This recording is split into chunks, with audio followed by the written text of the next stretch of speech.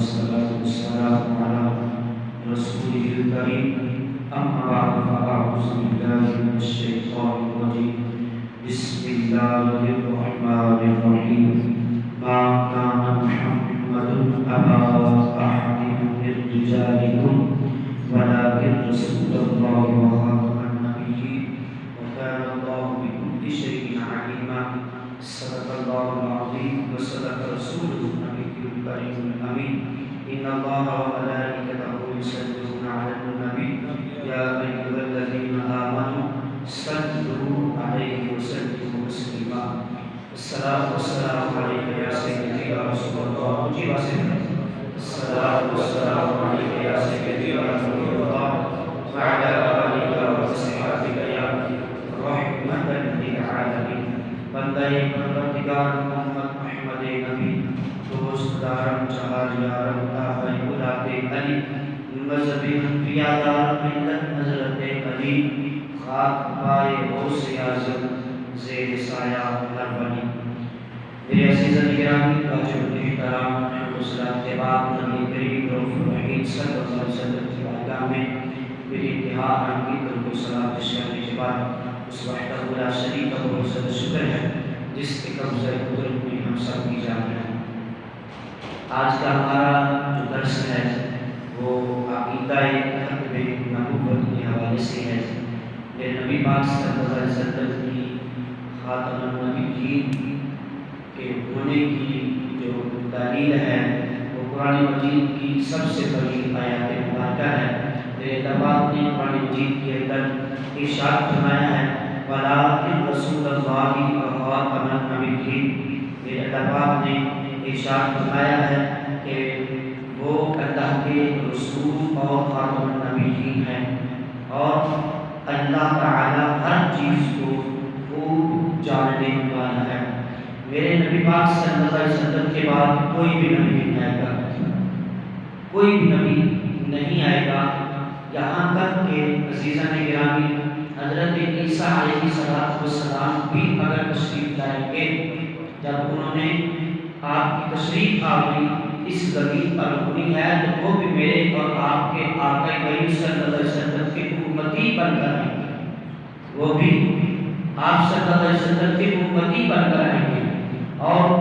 آپ صلی اللہ علیہ وسلم کی شریعت کے مطابق عمل کریں گے، شریعت کے مطابق عمل کروائیں گے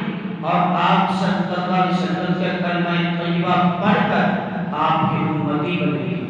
اور حالانکہ آپ کو نبوت پہلے مل چکی ہے لیکن اب آپ نے جس وقت آنا ہے تو اس وقت بطور نبی نہیں، بطور رسول نہیں، بلکہ آپ اس حالت میں آئیں گے کہ نبی پاک صلی اللہ علیہ وسلم کے امتی ہوں گے۔ اور اس لیے فرمایا اللہ پاک نے اللہ اعلم حیث یجعل رسالتہ، اللہ تعالیٰ خوب جانتا ہے جہاں وہ اپنی رسالت رکھتا ہے۔ میرے اللہ پاک کو پتہ ہے کہ جس کو میں نے رسالت دینی ہے، جس کو میں نے نبوت دینی ہے، اب اس کے بعد رسالت نہیں ہوگی یا اس کے بعد نبوت نہیں ہوگی یا اس کے بعد نبی آئے گا یا اس کے بعد کوئی رسول آئے گا یا پھر ایک ہی میں نے باپ کو رسالت اور نبوت دونوں چیزیں عطا کرنی ہے، یہ میرا رب خوب ہی جانتا ہے۔ اور فرماتے ہیں کہ اس آیات مبارکہ سے اس بات پر نص ہے کہ آپ صلی اللہ علیہ وسلم کے بعد کوئی نبی نہیں ہے۔ جب آپ صلی اللہ علیہ وسلم کے بعد کوئی نبی نہیں ہے تو پھر آپ صلی اللہ علیہ وسلم کے بعد کوئی رسول کیسے آ سکتا ہے؟ اور یہ یاد رکھیں، فرماتے ہیں کہ کیونکہ رسالت نبوت سے خاص ہے، ہر رسول نبی ہے لیکن ہر نبی رسول نہیں ہے۔ ہر رسول نبی ہے لیکن ہر نبی رسول نہیں ہے۔ حضرت ابی بن کعب رضی اللہ تعالیٰ عنہ آپ سے روایت ہے نبی پاک صلی اللہ علیہ وسلم نے ارشاد فرمایا کہ نبیوں میں میری مثال ایسی ہے جیسے کسی نے بہت خوبصورت حسن جمیل اور بڑا پیارا مکان تیار کیا ہو، جب وہاں سے کوئی لوگ گزرتے ہوں اور کہتے ہیں وہ یہ کتنا خوبصورت مکان ہے، یہ کتنا پیارا مکان ہے، لیکن اس مکان میں سے ایک اینٹ کی جگہ خالی ہے، لیکن جب اس اینٹ کی جگہ خالی کو دیکھتے ہیں کہتے ہیں کہ ایک جو تالاب بیچ میں مکان کے اندر آ رہا ہے، یہ خوبصورتی کو ختم کر رہا ہے، یہ اس کے مکان کی حسین و جمیل کی جو علامت ہے وہ خالی جگہ جو ایک اینٹ کی جگہ جو چھوڑی ہوئی ہے وہ اس حسن کو بگاڑ رہا ہے، اس حسن کو ختم کر رہا ہے۔ میرے کریم آقا صلی اللہ علیہ وسلم نے ارشاد فرمایا ہے، فرمایا کہ اس اینٹ کی جگہ پر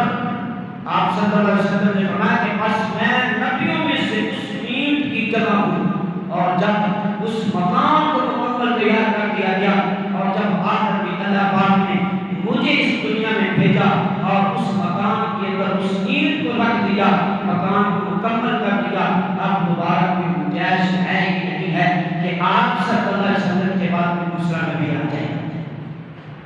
یہ آگے میرے کریم آقا صلی اللہ علیہ وسلم کا فرمان ہے، ترمذی شریف کی حدیث مبارکہ ہے، حضرت عباد بن صالح رضی اللہ تعالیٰ عنہ بیان کرتے ہیں، نبی پاک صلی اللہ علیہ وسلم نے ارشاد فرمایا کہ مجھے فرمایا کہ میں اس وقت اللہ تعالیٰ کے ہاں خاتم النبیین تھا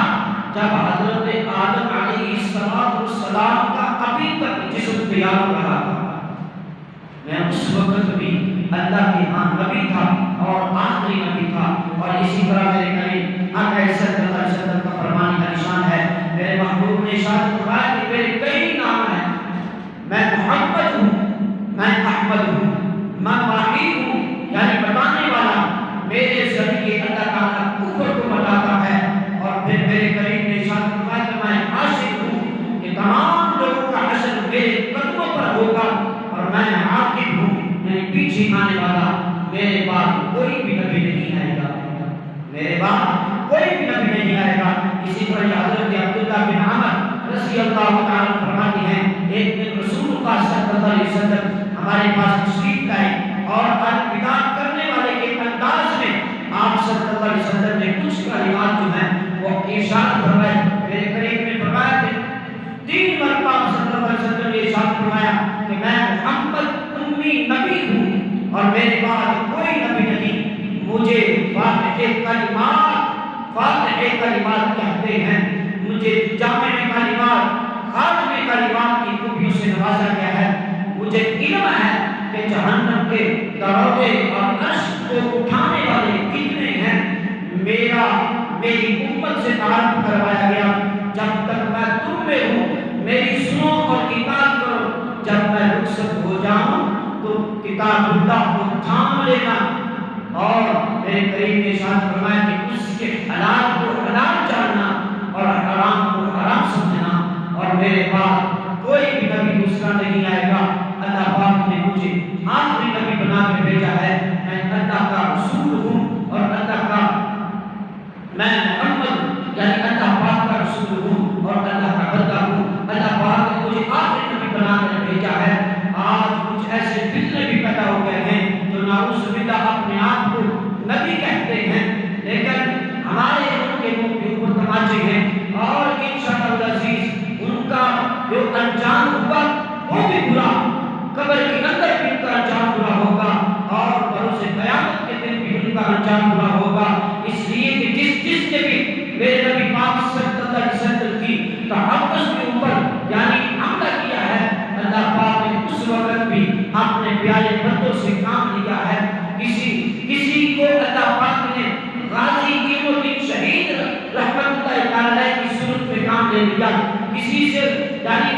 غازی احمد چیمے کی صورت میں لے لیا، اور کسی پھر اس صدی کے غازی ملتان حسین قادری شہید رحمت اللہ علیہ کے ذریعے سے اللہ پاک نے کام لے لیا ہے۔ اور پھر جب اس دنیا کے اندر اس فکر کے اندر جب نبی پاک صلی اللہ علیہ وسلم کے قوانین کو مٹانے کی بات آ رہی تھی، اور جب نبی پاک صلی اللہ علیہ وسلم کے 295 قانون کو ختم کرنے کی شکیں ختم کرنے کی کوشش ہو رہی تھی، تو پھر اس وقت اللہ پاک نے اپنے پیارے بندوں سے ایسا کام لیا کہ جن کو اس دنیا کے ہر بچہ، ہر بوڑھا، ہر نوجوان جانتا ہے، اور بابا قادر حسین رضوی کے نام سے لوگ جانتے بھی ہیں، جن کو امیر المجاہدین بھی کہتے ہیں، کہ جنہوں نے پوری صرف پاکستان کے اندر نہیں بلکہ پوری دنیا اسلام کے اندر ایک ہی نعرہ ہمیں دے گئے ہیں، آپ تو اس دنیا سے چلے گئے لیکن ہمارا عقیدہ بھی ہے، ہمارا ایمان بھی ہے، انشاءاللہ یہ نعرہ گونجتا بھی رہے گا، یہ نعرہ بجتا بھی رہے گا کہ تاجدار ختم نبوت، تاجدار ختم نبوت، مجھے بات کریں، تاجدار ختم نبوت، تاجدار ختم نبوت۔ آگے دیکھیں، یہاں پہ ایک بات بس کرتا ہوں، ہم جب بھی کسی چیز کا نعرہ لگاتے ہیں، ہم کہتے ہیں کہ پاکستان زندہ باد، ہم کہتے ہیں فلاں کسی شخصیت کا زندہ باد، فلاں کسی شخصیت کا کہتے ہیں زندہ باد، لیکن کمال نہیں ہے میرے اللہ پاک نے جب کریم آقا صلی اللہ علیہ وسلم کا نام اس میں مبارک آتا ہے، ہمارے بابا نے اس نام کے ساتھ زندہ باد ایک نہیں بلکہ ہمارے دلوں کے اندر ایک مرتبہ کی بجائے دوسری مرتبہ بھی یہ تاکید فرما دی کہ اس کے اوپر اس طریقے سے مہر لگا، کہا کہ جب بھی کہا جائے کہ تاجدار ختم نبوت زندہ باد، اس وقت بھی کہا جائے ایک مرتبہ نہیں زندہ باد بلکہ کہا جائے زندہ باد زندہ باد۔ اس لیے اس کی دلیل یہ دیتا چلتا ہوں کہ جب میرے اللہ پاک نے فرشتوں کو حکم فرمایا تھا کہ سجدہ کرو، اس وقت بھی تمام فرشتوں نے حضرت آدم علیہ السلام کو سجدہ کیا، اس وقت سجدہ کیا، لیکن اس وقت بھی ایک شخص تھا، اس وقت بھی ایک ایسا لعین تھا کہ جس نے انکار کر دیا۔ جب اس نے انکار کیا، جب اس نے سجدے سے انکار کیا، ایک سجدہ اللہ کے حکم کی وجہ سے ہوا اور دوسرا سجدہ جو فرشتوں نے اس وقت کیا اس کی انکاری کی وجہ سے، کہ اس کو جلانے کی وجہ سے، اس کو سامنے کی وجہ سے کہ تم نے انکار کیا اللہ کے حکم کو۔ ہم اس کو اور بجا لاتے ہیں، آج کے دور کے اندر بھی کچھ ایسے لوگ پیدا ہوتے ہیں جو ان باتوں کے اوپر منکر ہیں، اور اللہ پاک نے ہمارے دلوں کے اندر وہ فرشتوں کی محبت کو ڈال دیا اور ان کی سنت کو ڈال دیا، بلکہ میرے نبی کا جب بھی کوئی نام آتا ہے اس وقت پھر ہم کہتی ہیں تاجدار ختم نبوت زندہ باد زندہ باد۔ میرے کریم آقا صلی اللہ علیہ وآلہ وسلم آخری نبی ہیں، انشاءاللہ اللہ کے فضل و کرم سے میرے نبی کی ناموس پر جب بھی کوئی حملہ ہوگا پھر اس وقت کوئی نہ کوئی مجاہد ضرور پیدا ہوگا کہ جو میرے نبی کی ناموس پر پہرا دے گا، اور پھر نہ پھر وہ اپنی جان کی پرواہ کرے گا، نہ پھر وہ اپنے 6 مہینے کے بچے کی پرواہ کرے گا، پھر اس وقت اپنی جان کو قربان کرنے کے لیے بھی تیار ہو جائے گا، اور پھر اللہ پاک ان کو مقام اور مرتبہ بھی کیا عطا فرماتا ہے۔ غازی الدین شہید کو تک ان کی ہسٹری کو پڑھ کر دیکھ، حضرت موسیٰ جیسے آپ سے ملاقات کرنے کے لیے آتے ہیں، مولا علی بلاتے خود میرے قریب کی بارگاہ میں غازی الدین شہید کو لینے کے لیے آتے ہیں، اور بابا سیاد شریف کا مرد کلندر جب آپ کو ملنے کے لیے آتا ہے تو پھر اس وقت جب زیارت کرتے ہیں پوچھتے ہیں یا قرآن کو سنا اسے، جب بابا سیاد یعنی مرد کلندر شہنشاہ سیاد شریف کا اتنا بڑا عالم دین، اتنا بڑا بزرگ جب قرآن پڑھتا ہے تو میرا غازی الدین شہید جس نے نہ کسی منڈا کے پاس قرآن پڑھا، نہ کسی مولوی کے پاس قرآن پڑھا، نہ کسی مدارس کے اندر قرآن پڑھا، لیکن جب وہ قرآن پڑھتے ہیں تو بابا سیاد شریف فرماتے ہیں کہ یار تم نے تو کسی مولوی سے قرآن پڑھا نہیں ہے، کس سے قرآن پڑھا ہے؟ میرے بابا غازی الدین شہید رحمۃ اللہ علیہ آپ فرماتے ہیں آپ نے بابا جی قرآن پھٹوں کے اوپر بیٹھ کے پڑھا ہے، آپ نے کسی انسان کے پاس قرآن پڑھا ہے، لیکن مجھے قرآن پڑھانے والا کوئی اور نہیں ہے بلکہ وہ ہے کہ جن کے بارے میں کہا جاتا ہے انا مدینۃ العلم وعلی بابھا، میرے نبی نے فرمایا کہ میں علم کا شہر ہوں اور علی اس کا دروازہ ہے، میں نے مولا علی شیر خدا سے سبحان اللہ، اللہ بھی ایسا مقام عطا فرماتا ہے۔ غازی ممتاز کی بات کریں تو پھر برا ہے کہ جن کو اعلیٰ حضرت کی زیارت ہوئی، جن کو میرے کریم آقا صلی اللہ علیہ وسلم کی زیارت ہوئی، جب بندے کی باری آتی ہے تو مسکرا کر اور ہنس کر اور جو نبی چوم کر بندے کو گلے میں ڈال لیتے ہیں، اور جب بھی یہ تاریخ گواہ ہے کوئی جرم کرنے کے بعد مجرم کو جب اس طرح کی سزا دی جاتی ہے، پھانسی دی جاتی ہے، اس کی آنکھیں باہر آ جاتی ہیں، اس کی زبان باہر آ جاتی ہے، لیکن قربان جاؤں ان مجاہدین سے جب ان کو پھانسیاں دی گئی ہیں اور ایسی آپ کی موت آتی ہے کہ زبان سے کلمہ جاری ہوتا ہے لبیک یا رسول اللہ کے سے بال کو نکالا جاتا ہے، اور میرے نبی کی ناموس پر، میرے نبی کی خاطر نبیین پر آپ لوگوں نے ایسا پیدا کیا ہے۔ اللہ پاک ہم سب کو بھی صحیح معنوں کے ساتھ ختم نبوت پر پہلا دینے کی توفیق عطا فرمائے۔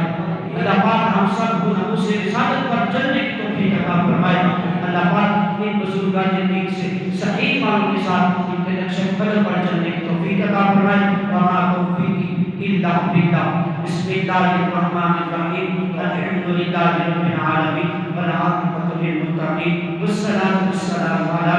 سید الانبیاء والمرسلین۔ اللهم صل على محمد النبي الأمي وعلى آله وأصحابه وأزواجه وذريته أهل بيته أجمعين۔ یا الہی ہماری نماز فجر کا پڑھنا پڑھانا، ذکر اذکار کرنا، مولا کریم تیری رضا کے لیے ہم نے روزہ رکھا، جو بھی عبادت و ریاضت کی تیری رضا کے لیے کی ہے، مولا اس کو اپنی پاک برکت میں قبول و منظور فرما۔ اے اللہ ہم سب کو اس کے ایمان اور ایمان اجر عطا فرما، ہمارے صغیرہ کبیرہ گناہوں کو معاف فرما، ہماری اور ہمارے والدین کی بخشش فرما، ہم سب کو دنیا و آخرت کے عذاب سے محفوظ فرما۔ جو بھی تنگدست ہے، پریشان حال ہے، مصیبت زدہ ہے، اللہ سب کی پریشانی کو دور فرما۔ جو مقروض ہے ان کو قرض سے نجات عطا فرما، جو بے روزگار ہے مولا کریم ان کو بہتر رزق عطا فرما۔ اے اللہ جنہوں نے مجھے دعا کے لیے کہا ان سب کی ایک حاجات ایک مقاصد کو پورا فرما۔ ہمارے بھائی فیصل صاحب ہیں، مولا کریم ان کی کچھ پریشانیاں ہیں، مولا کریم تمام کی تمام پریشانیوں کو دور فرما۔ اے اللہ جو بھی والدین اپنے بچیوں کے رشتے میں پریشان حال ہیں، مولا ان بچیوں کے اچھے مقدر عطا فرما۔ یا مولا کریم جن کے پاس اولاد نہیں ہے ان کو نیک صالح ذریہ اولاد عطا فرما۔ یا مولا کریم جن کے پاس اولاد ہے اس اولاد کو اپنے والدین کا فرما بردار بنا۔ یا مولا کریم بالخصوص ہمارے بھائی ایک فیصل صاحب، مولا کریم ان کے گھر میں زندگی والی اولاد عطا فرما۔ یا مولا کریم میرے والدین کو جن کے والدین حیا کے اوقات سب کو شفائے کاملہ عاجلہ عطا فرما۔ اے اللہ جن کے والدین اس دنیا والی سے رخصت فرما گئے ہیں، مولا کریم ان کی بخشش فرما۔ یا مولا کریم ملک پاکستان کی خیر فرما، ملک پاکستان میں امن و سلامتی عطا فرما، دشمنان اسلام کو نصب دور فرما۔ یا مولا کریم میرے دوست احباب جو بھی مولا کریم بیرون ملک میں ہیں، یا مولا کریم پاکستان کے اندر جو مسافر ہیں سب کی حفاظت فرما، سب کے کاروبار میں برکت کی عطا فرما، سب کو مولا کریم اپنے پاک خزانوں میں سے سب کو عطا فرما، کسی کو محتاج نہ فرما۔ اے مولا کریم ہم سب کو قرآن پڑھنے کی توفیق عطا فرما۔ اے اللہ ہم سب کو قرآن پڑھنے والوں سے پیار کرنے کی توفیق عطا فرما، ہم سب کی مال جان عزت ابرو کی حفاظت فرما۔ اے اللہ ہم سب کو عزت والی زندگی، عزت والی موت نصیب فرما، ذلت والی موت، ذلت والی زندگی سے محفوظ فرما۔ اے اللہ ایمان کی حالت میں موت نصیب فرما، 5 وقت کا پکا سچا نمازی بنا، دین اسلام پر چلنے کی توفیق عطا فرما۔ اے اللہ جنہوں نے مجھے دعا کے لیے کہا، اے اللہ کوئی بیمار ہے ان کو شفائے کاملہ عاجلہ عطا فرما، کوئی تنگدست ہے ان کی تنگدستی کو دور فرما۔ اے اللہ جو گھروں کے معاملات میں پریشان ہے، مولا کریم ان کے گھروں میں برکت کی عطا فرما۔ رب اغفر وارحم وانت خیر الراحمین، لی خمسۃ تخفی بها قدر الوباء الحاتمہ المصطفى والمرتضى وابناهما والفاطمہ، وصلی اللہ تعالی علی رسولہ خیر خلقہ محمد وعلی آلہ واصحابہ اجمعین برحمتک یا ارحم